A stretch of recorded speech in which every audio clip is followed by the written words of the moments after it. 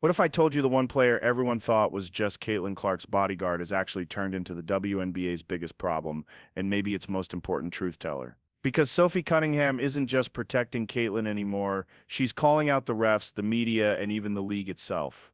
And trust me, the league has no idea what to do with her. Here's the thing. Fans had been begging for someone on Indiana to step up, to push back against all the cheap shots, the hard fouls, and the double standards Caitlin faced every single game. And then Sophie arrived. But she didn't just step up, she went way beyond what anyone expected. Sophie became more than an enforcer. She became the loudest voice for Caitlin's fans and the commissioner's worst nightmare. As the 2025 season rolled on, you could see her patience drop to zero. Every time a ref swallowed the whistle, every time the media twisted Caitlin's impact, every time the league tried to fine her into silence, Sophie doubled down. She went after everyone. The refs, the critics, even her old teammates. Nobody was safe. And here's the scary part for the WNBA. This is just the beginning. In this video, we're breaking down Sophie's transformation, from Caitlin's protector to the league's most fearless agitator. And trust me, every step of this journey is more explosive than the last. But first, smash that like button and tell me in the comments what's your favorite Sophie moment so far. See, when Sophie first signed with the Fever, fans were excited because this team desperately needed toughness, someone who could finally push back against the constant targeting of Caitlin Clark. But Sophie brought something even bigger: loyalty. Real, raw, unshakable loyalty. And in today's WNBA, that's rare. After a year where the league downplayed Caitlin's impact, where refs refused to give her the whistle she deserved, and even Nike dragged its feet on marketing her, Sophie was one of the first players to just say what everyone already knew. Caitlin Clark is the face of the WNBA. She's changing everything. That honesty made Sophie Cunningham public enemy number one. It didn't take long before players across the league started testing Sophie, and it all began in the preseason. Against the Mystics, rookie Kiki Iriafen actually took Sophie Cunningham to the ground. And what did Sophie do? She popped right back up, locked eyes, and basically said, "Don't you ever try that again." That was the appetizer. Just a tiny taste of what was coming. Because here's the brutal truth. If a rookie could put Sophie on the floor without blinking, what chance did Caitlin Clark have? It felt like open season on the Fever. And that's when Sophie's role became crystal clear. Game after game, the refs kept their whistles buried deep in their pockets. Caitlin got hammered, hacked, shoved, and nothing. Meanwhile, opponents got away with murder. It was déjà vu, 2024 all over again. And then came June 17th, the Commissioner's Cup. Fever versus Connecticut Sun. The refs completely lost control. First, J.C. Sheldon swiped at Caitlin's eyes. Then Marina Mabrey followed it up with a straight-up body shot. No ejections, no protection, no accountability. And that's when Sophie Cunningham snapped. What she did next instantly became legendary in Caitlin Clark fan circles. For months, fans had been begging for payback. They'd been waiting for someone to finally stand up. And Sophie delivered a headlock, a shove, and one simple dare: do something. That was the switch. Up until now, Sophie had always been fiery. But this moment, this was different. This was Sophie giving 0 Fs, and everyone felt it. And she didn't stop when the buzzer sounded. At practice the very next day, reporters asked about the altercation, expecting her to backpedal. But Sophie doubled down. She said it wasn't about one foul, it wasn't about one game. This was bigger.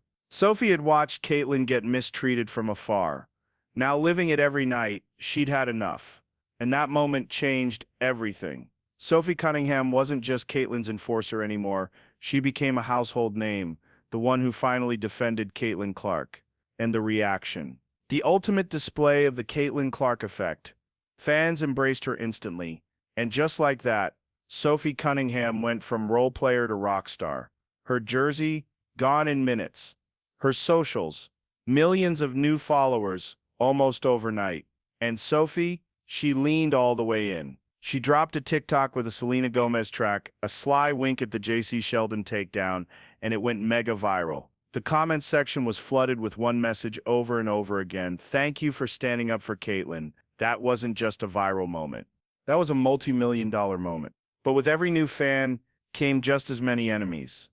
The media crushed her for retaliating against J.C. Sheldon, but stayed completely silent on Marina Mabrey's body shot or Sheldon's swipe at Caitlin. A change. Org's petition even started floating around, calling for Sophie to be banned from the league, and then came the WNBA fine. $400. That was the crossroads. Sophie could have gone quiet, let the storm blow over, faded back into just another scrappy role player, but she didn't. From that point on, every soundbite got sharper, every clip more savage, every word more unapologetic. This wasn't Sophie Cunningham playing basketball anymore.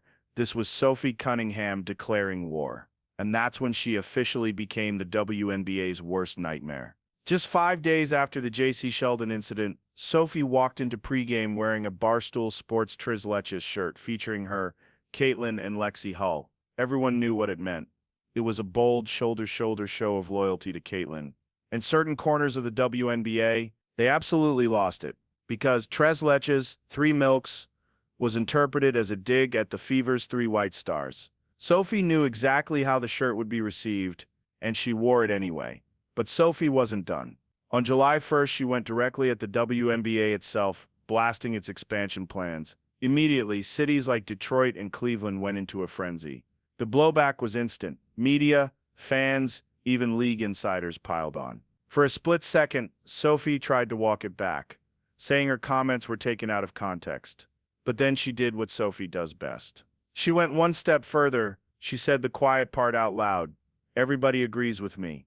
They're just too afraid to say it. And that became the Sophie Cunningham trend. She was the one willing to say what everyone else was thinking. The fines started rolling in, and Sophie, she just kept swinging.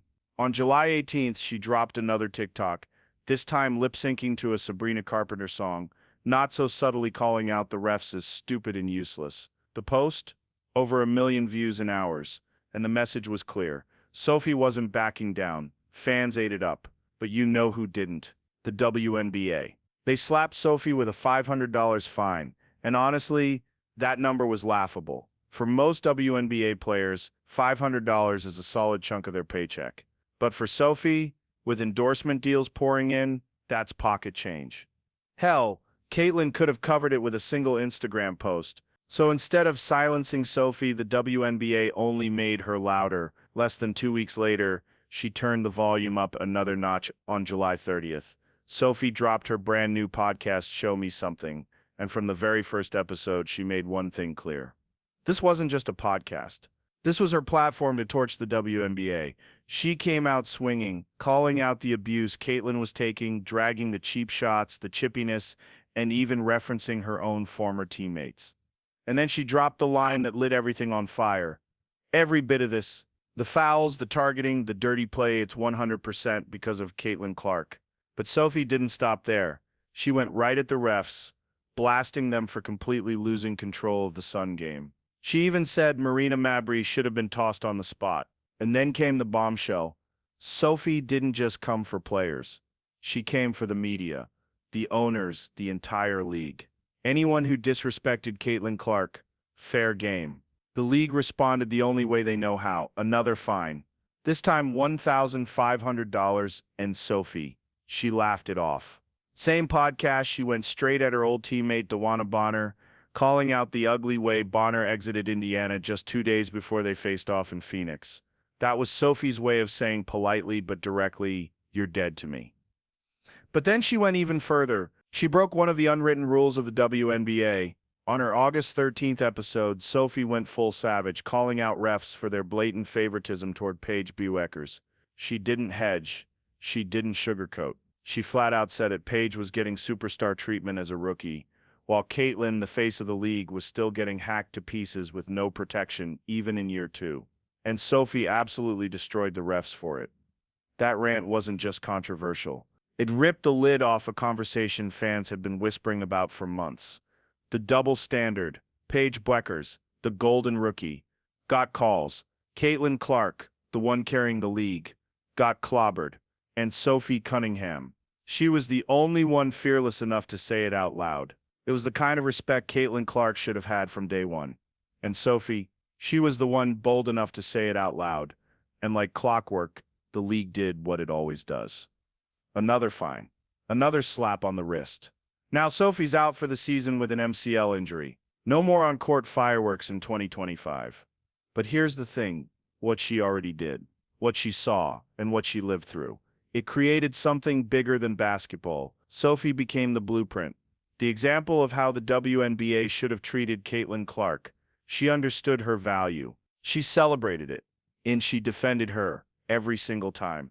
And that's why Clark's fan base, a group that's been mocked, dismissed, and called every name in the book, embraced Sophie instantly. She became their bullhorn. She said what they'd been screaming all along: the league doesn't protect its biggest star. But Sophie's platform isn't like the others. It's not about polishing the WNBA's image. It's not about towing the line. It's Pro Bowl women's basketball, but not Pro Bowl WNBA. Her voice is built to challenge the system, the leadership, the refs, the players. And with every fine, every punishment, every attempt to shut her down, she just gets louder. And that's the league's worst nightmare. A charismatic player fans actually love. A fearless defender of Caitlin Clark. Someone willing to call out the WNBA with zero hesitation. And the truth. The WNBA brought this on themselves. Until they start protecting their players, especially the face of their league. Sophie Cunningham isn't going anywhere. She'll keep the spotlight, keep the pressure, and keep exposing what's really happening. If you're still here, you're a real one. Drop a trophy emoji in the comments to let me know you made it to the end. Thanks for watching, and trust me, this story, it's only getting started.